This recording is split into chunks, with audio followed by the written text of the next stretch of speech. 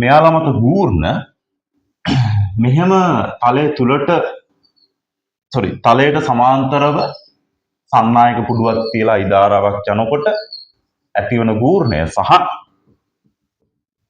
තලය තුලට චුම්බක ශේෂ්ත්‍රයක් තියෙද්දී මෙයා මත මෙහෙම අයිදාරාවක් යනකොට දැන් මෙයාගේ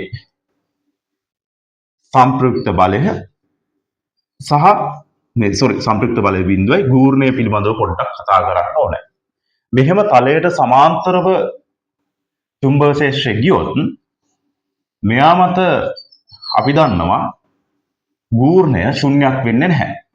ගූර්ණයට මං G කියලා ගත්තොත් මෙයාගේ ගූර්ණය බිඳුවක් වෙන්නේ නැහැ. ටෝක් යන්න සාමාන්‍ය විදිහක පාවිච්චි කරන්නේ ටෝක් එක. මෙයාගේ ගූර්ණය බිඳුවක් වෙනවා. පැහැදිලිද?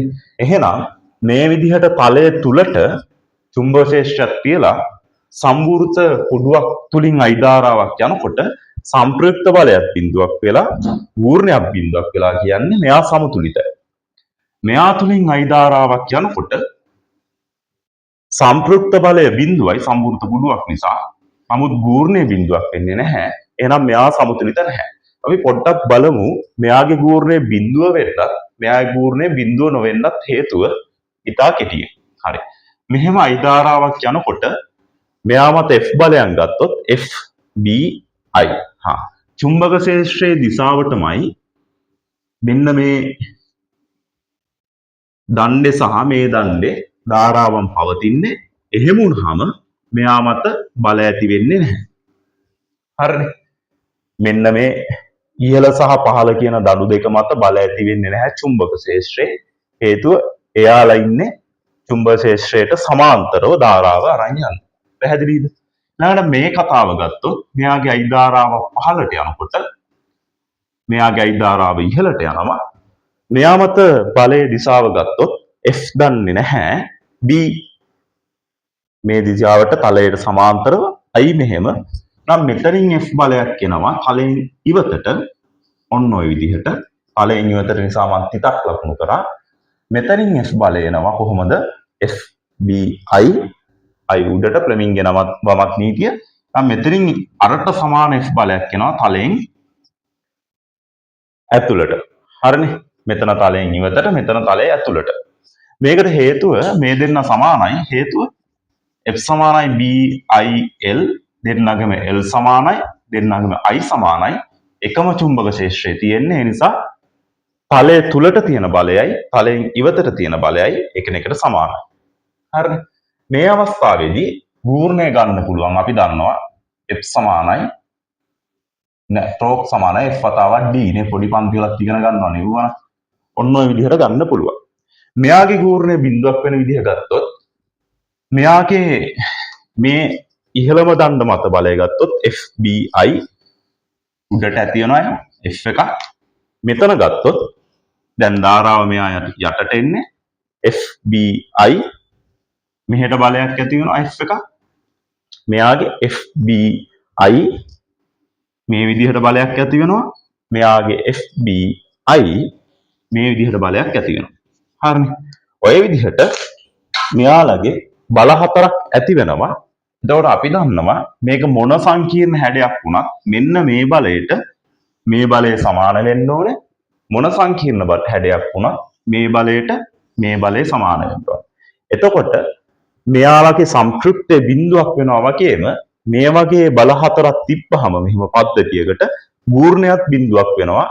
මොකද මෙයාගේ වගේ තලයේ තුලට සහ තලයේ ඉවතට කියලා වගේ බල නැහැනේ. ඒ නිසා මෙයාගේ ගූර්ණයක් බිඳුවක් වෙනවා. එහෙනම් ටෝක් එකක් සමානයි බිඳුව. එහෙනම් මෙන්න මේ වගේ කෙනෙක් සමතුලිතයි. ඇයි ගූර්ණයක් බිඳුවක් වෙලා සංප්‍රයුක්ත බලයක් බිඳුව වුණාම සමතුලිතයි. මෙයා සමතුලිත නැහැ. සංප්‍රයුක්ත බලයේ බිඳුවයි අපි කලින් වීඩියෝ එක කතා කරා. සම්වෘත පුඩුවක් ඒකාකාර චුම්බක ශේෂ්ත්‍රයක සම්වෘත පුඩුවක් තියලා එයා තුලින් ධාරාවක් යනකොට එයාගේ සංප්‍රයුක්ත බලය අනිවාර්යයෙන්ම බිඳුවක් වෙන්න ඕනේ. මොකද එයා සම්වෘත පුඩුවක් නම් හැඩය මොක වුණා. එහෙනම් මෙතන සංප්‍රයුක්ත බලය බිඳුවයි. හැබැයි ගූර්ණය බිඳුවක් නෙමෙයි. ගූර්ණයක් තියනවා කියන්නේ එයා සමතුලිතයි කියන එක නෙමෙයි. එහෙනම් මෙයා සමතුලිතයි. මෙයාට ගූර්ණයක් තියෙනවා. ඊළඟ කතාව තමයි ගූර්ණයේ විශාලත්වය අපි ගත්තොත් අපි සලකනවා දැන් ගූර්ණයේ විශාලත්වය කොහොමද එන්නේ කියන එක. එතකොට ওই ගූර්ණයේ විශාලත්වය අපිට ගන්න පුළුවන් මේ විදිහට තලය තුලට සහ ගූර්ණයක් ඇති වෙන්නේ තලයට සමාන්තර වුණොත්නේ. මේ විදිහට සමාන්තරව මෙහෙම එක්කෙනෙක් තියලා තියෙනවා. එතකොට මෙයාගේ මම CC ඩෑෂ් කියලා ගන්නම්. මේ වටා ගූර්ණ ගත්තොත් අපි දන්නවා I ධාරාවක් මෙහෙම යනකොට මේ දඬු දෙකෙන් බල ඇති වෙන්නේ නැහැ. එහෙනම් බල ඇති වෙන්නේ මේ දඬු දෙකෙන් FBI. මෙයාගේ තලයේ ඉවතට බලයක් F ඇති වෙනවා. FBI. මෙයාගේ තලයේ තුලට බලයක් ඇති වෙනවා. සමාන බල දෙකක් සමචතුරස්‍ර හෝ ඍජු කෝණාශ්‍රාකාර වුණොත් එහෙනම් ඔය F වතාවක් බල දෙක අතර දුර මං මේ දෙන්න අතර දුර y කියලා ගන්න. එතකොට මෙයාගේ ගූර්ණය අපිට ගන්න පුළුවන් F වතාවක් y කියලා. අපි දන්නවා F කියන කෙනා සමාන වෙනවා BI මොකද්ද මේ දණ්ඩේ බලය එක බලයක බලය වතාවක් බල දෙක අතර දුරෙන් ගූර්ණ වෙනවා. එක බලයක බලය ගන්න පුළුවන් BI වතාවක් මෙයාගේ දුර z කියලා ගත්තොත් z වලින් නේ. නැත්නම් L කියලා ගත්තොත් L වලින්. ওই විදිහට ගන්න පුළුවන්. එහෙනම් මේක තමයි මේ බලය තියෙන්නේ බලය වතාවක් y. ඕක තමයි ගූර්ණය. හරිනේ මේ තියෙන්නේ බලය. බලය වතාවක් y. නම් BI වතාවක් ZY කියන්නේ මොකද්ද? මෙයාගේ වර්ගඵලයනේ. Z වතාවක් y කියන්නේ වර්ගඵලය.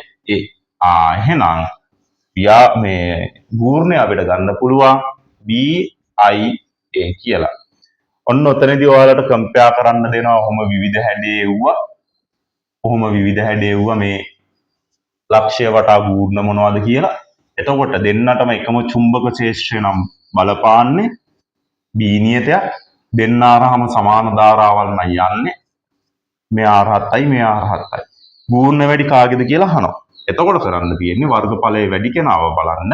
වර්ගඵලයේ වැඩි කෙනාගේ ගූර්ණය වැඩි. මොකද මේම සම්පූර්ණ පුඩුවක තලයට සමාන්තරව චුම්බක ක්ෂේත්‍රයක් යනකොට එයාගේ ගූර්ණය තීරණය වෙනවා එයාගේ වර්ගඵලය මත.